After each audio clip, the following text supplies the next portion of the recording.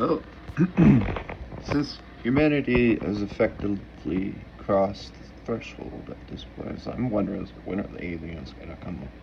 When are they gonna show themselves and be like Star Trek, right? When they invent warp speed, but and they meet the Vulcans. I've always laughed at sort of light speed travel because I'm traditionally educated in physics. That you need more and more energy to travel faster and faster, right? And it's if you look at fusion, though, how can we make a fusion engine that would propel us faster? Because if it takes more and more energy, and you get out more and more energy through fusion, but we in theory just keep going faster and faster and faster. If you just reverse, since everything's based on fission essentially to accelerate. It seems like it's plausibility now. And so this is me just talking about my brain's thoughts on the matter last night that I had. I was just laying in bed, and I'm getting better at controlling the visual prowess of eidetic memory. And so I've had a lot of fun using that. And it genuinely is like fucking young Sheldon. It's a weird thing to say. It is like young Sheldon. When Sheldon Cooper and he's playing with the little molecules and stuff in his head, is pretty much what it is. You can actually see these things. It just looks like when you close your eyes and you go to sleep. It's gotten to the point now where I can wake up from a dream and still have the dream. That's one thing that I've been doing. I've been continuing my dreams while awake. So it's kind of like, what do they call that? Lucid dreaming, which I used to be able to do as a kid. I kind of lost the ability to be really potent with lucid dreaming, except now I can do it while I'm awake. It's like my brain still has these drugs in it, and I can still see the dreams. It's really fun. And so, why am I talking about that? I don't know. Anyway, fusion's like the most exciting damn thing we've ever had in our entire lives. That's big exciting. And I've made other videos explaining Fusission, and I always kind of thought that, oh, this is going to happen maybe in 100 years, 500 years. It's never going to happen in our lifetime. We're never going to have a proof of concept. How could we? And so I always took that as this is just used to make people wonder. This is to get people into physics so that we can just keep it consistent. And physics is peaked and it's not going anywhere. And we're left to really just enjoy what it's been. Not anymore. This is big news. So, looking at cyclic mass, and that is my generator concept my generator concept revolves around a principle of cyclic mass. It's just the same thing as Fusission, and that's why it reduces into Fusission. And it's been so long now, I don't even remember if I came up with that first or later or something. I don't know, earlier in the 20-teens,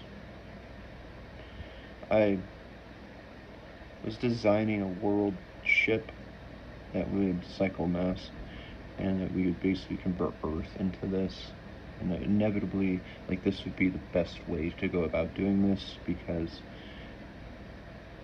I mean, it's kind of a necessity anyway, based on the fact that the sun is growing, and however many years, if we're successful as a species, well, what if we can't maintain the sun? What if it's just never that it's going to eventually? Right? So how do you use cyclic mass or Fusission to travel at light speed? Now, looking at all the other theories, I go at it from my own perspectives. I try to avoid influence. I like to have original ideas, and of them, I've figured out different means of light speed travel. So in studying, I've made another video about this, but I might have deleted it. I don't know. I make so many of these videos. That if you can create a vacuum in front of your ship, that means that there's zero space, and that mass and matter have nothing to resist it. There's no warping of space that is contradictory to your own mass and your velocities. So it's not going to slow you down. And that's why I conceptualize that we have a speed limit, and it's because there are little null particles and all these little things. That's not if you get into subquantum physics. But aside from that, that's just the basics of it. What if you could increase the mass behind the vehicle? That would be space in front of the vehicle. And looking at Einstein's little thing where he's got the graph that does that, that's just representing it in his mathematical formula. To me, it's imagining a tube, and then you can reflect all these inertial waves, basically, that just warp space around the vehicle, creating a vacuum in front of it. Except, what about fusion? What if we could use fusion and fission, and we could do it very similar to that? And that, so if you create fusion, you take lighter particles and matter, and then you create a heavier nuclear force or nuclear structure. And doing that, say, from here to here, and so on and so forth, could we basically create this fluxing mass structure that as an object moves, it is, so you would have like a heavy particle that, I guess this kind of goes into what my original theory of how I thought photons sort of worked. But aside from that, I don't want to get into that. I'm trying to just focus on fusion right now, not the other older thoughts. Get rid of those. And that, so the problem with fusion that I have imagined is that if you get more energy out of it, does that energy cost the movement if you wanted to move that particle? So you take that atom and you move it somewhere. So now we're sort of reversing that decay of how much energy it takes to go faster and faster. You're reversing that, so now it's not going to just be now I can just lightly touch it and it's zooming across. It doesn't work like that, right? So logically, the energy that you get out is going to basically be needed to, like a pulley system, take that heavier atom, and if you're going to move it over here, can we get away with losing that energy gain? So as you have fusion, and if you can, now you're trying to create fusion and then warp the energy to create a displacing or like I said, the void in front, and then you got the energy bulb in the back through. Because as you travel faster and faster towards the speed of light, when Einstein says time stops, that means your electrons are effectively doing that. Here's your nucleus and it's going this way. Well, instead of having the angular momentum in my grid that I draw to explain it for the light clock, they're going to be traveling like this, and that's essentially time stopping. And you get to a certain point where they're so fast that it's just lightly dragging along. And that's where colored glass condensate comes from, and matter just sort of evaporates. With fusion, it is plausible, I think, that you can create a fissile event where you break matter down, and it has less mass but more energy potential, right? So then, cumulatively, essentially energy potential. I don't know the word.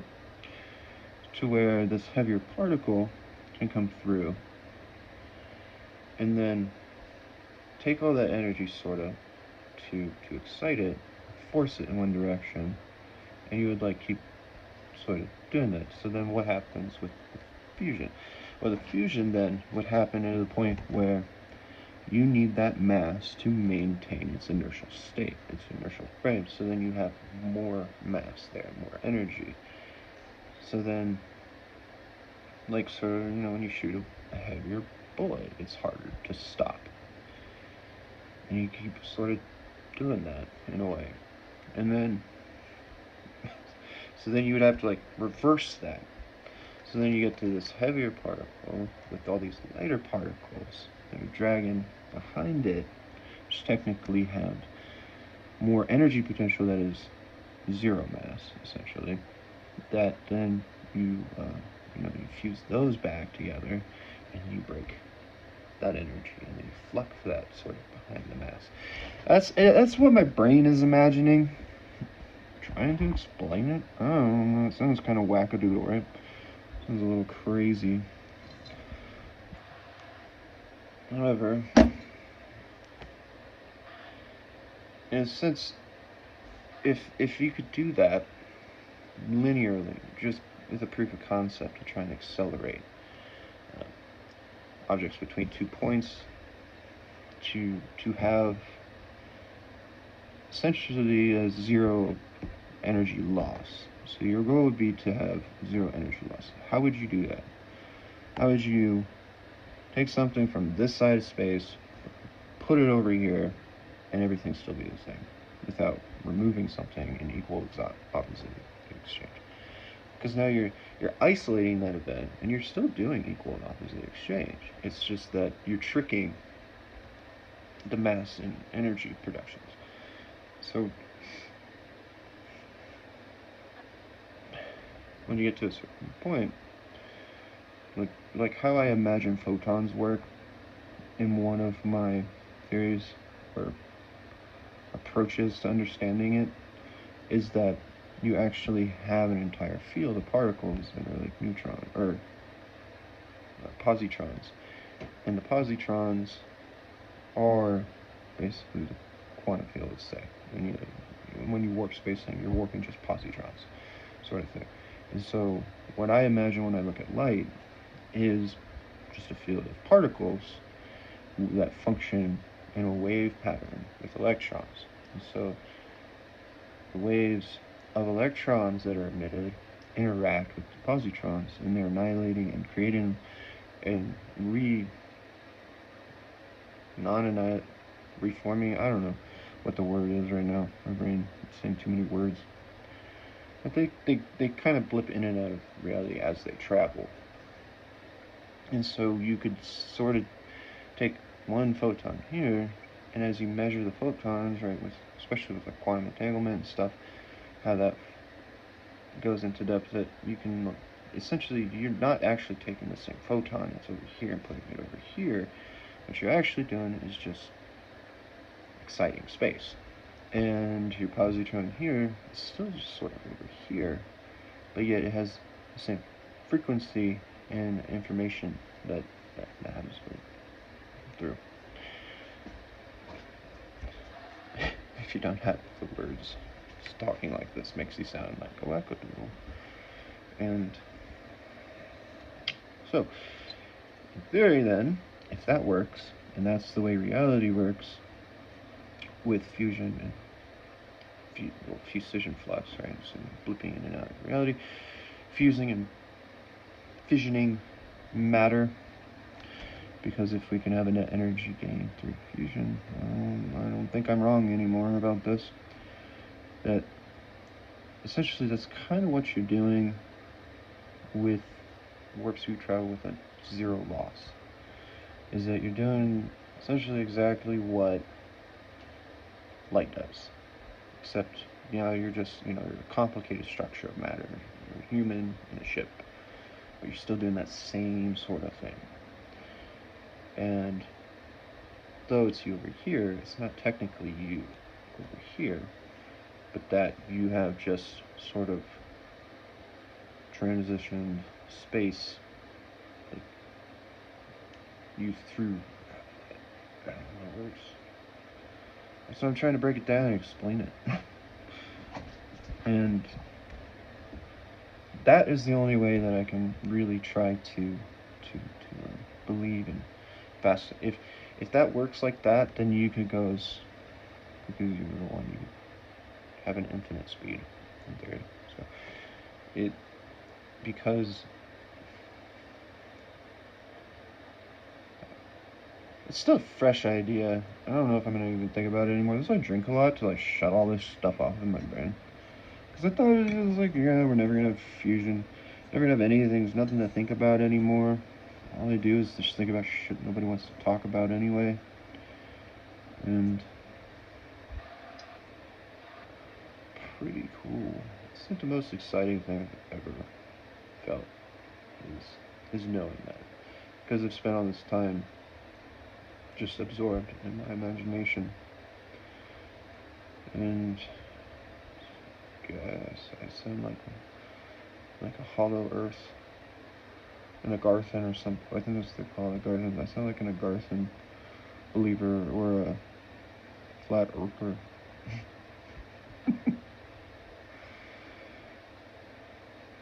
Which I like those guys. I like talking to them. It's fun. Gives you something to think about and talk about. I took that with the drink that I did that. I didn't know it was gonna be that strong. Oh my golly. That's just pure whiskey with a splash of Dr. Pepper. I'm going to correct that now. What do you do with this thing? I don't like trimming it because it looks like I trimmed it. You know when you see a girl and she works too hard on her eyebrows, and I feel that same way about men who worry a bit too much about their mustaches. So I'll cut it off once it gets annoying. I'm low maintenance. Very low maintenance. Anyway, so now this gets into something else I thought about. Instead of using just gravity, could we use a star to do this? Could we lock into a star's wave structure and frequency, say, look at something like Betelgeuse, and so use that as the coordinator, like a navigational waypoint, so you can see Betelgeuse. Could we detect Betelgeuse and use the energy to emphasize that wave flux of cyclic mass in our fusion warp drive? I don't know, whatever you want to call that.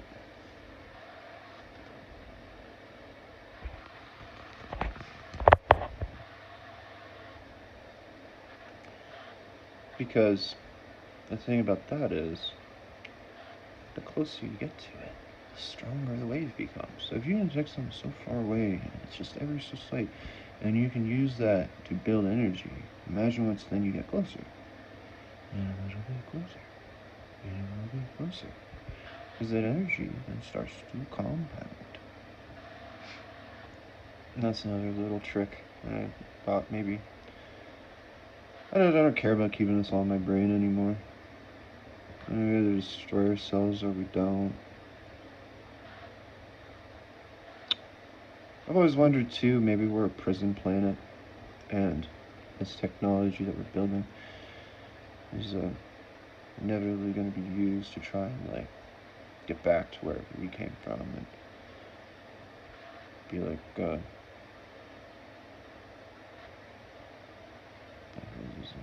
for Superman. It's a great metaphor for society. The whole Kryptonian thing. Zod, I think.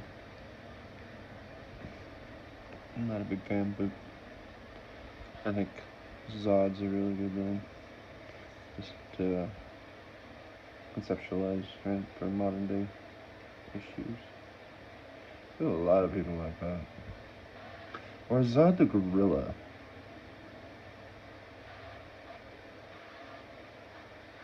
Hmm.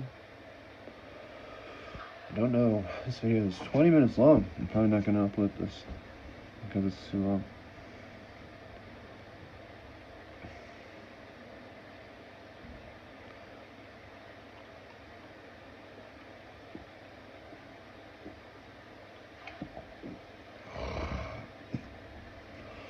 Oh, yeah.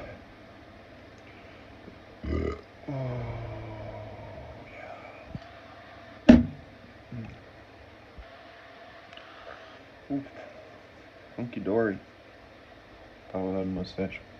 And drink something. Should. It's a little overgrown. I don't know if it'll do this.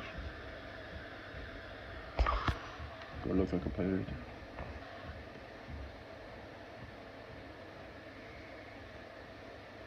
One time I was trimming this to a point and I felt like I wanted to impersonate a billy goat. And so I don't trim this anymore, I just let it get unruly.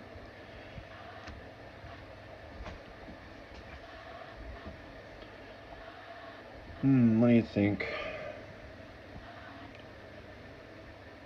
You know, it's never gonna happen in our lifetime. It's... Well, then you say that about fusion. Of course, when it comes to actually making a fucking generator, goalie, I mean, they can only do, what? A small little sample? Could we ever do the entire mass of the sun? Oh, yeah. I had quantum probability. Duh. My brain hasn't been in physics. My brain has been in art mode, so not usually around this time of year. Then I go back into physics after like teach myself everything that I've already known and figured out and studied. So much. Too much in my brain.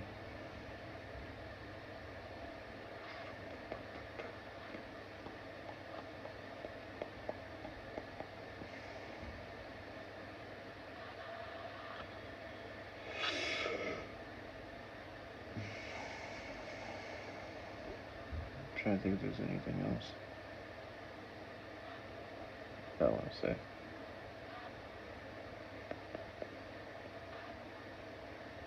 Sticky lips.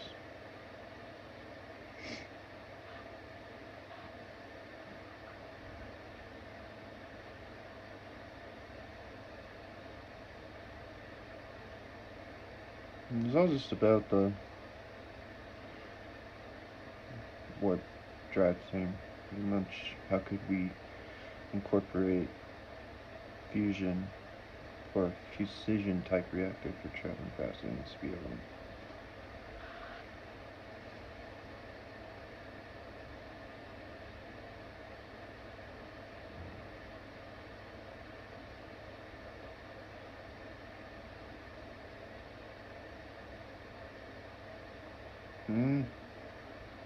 Very exciting though. I mean, we were still like, this is so cool. It's just so cool. Like the cognitive pleasure you get from breakthroughs like this,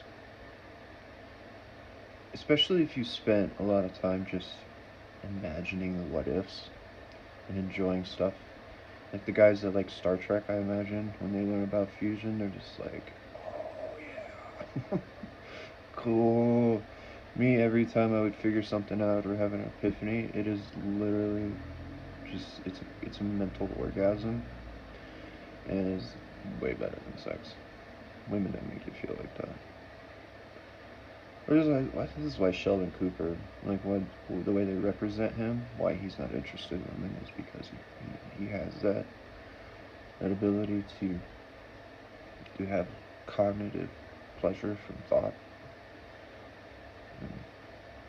And it's not endorphins. It's totally different. It's like, I don't even know. I don't know how to describe it. But it's so much better than anything like candy or cake. kind of like dancing, actually. When you have a really good night dancing, a lot of fun dancing, and you get like a workout high, except you're expressing yourself at the same time. I think that's probably the best way to explain it. No, I'm done. I don't know if I want to end it on that though. I hate when these get in your lips.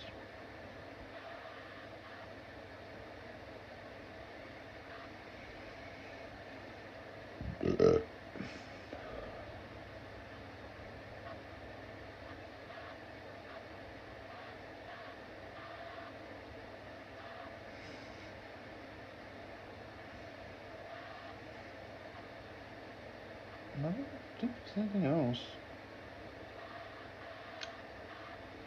Yeah, we're good.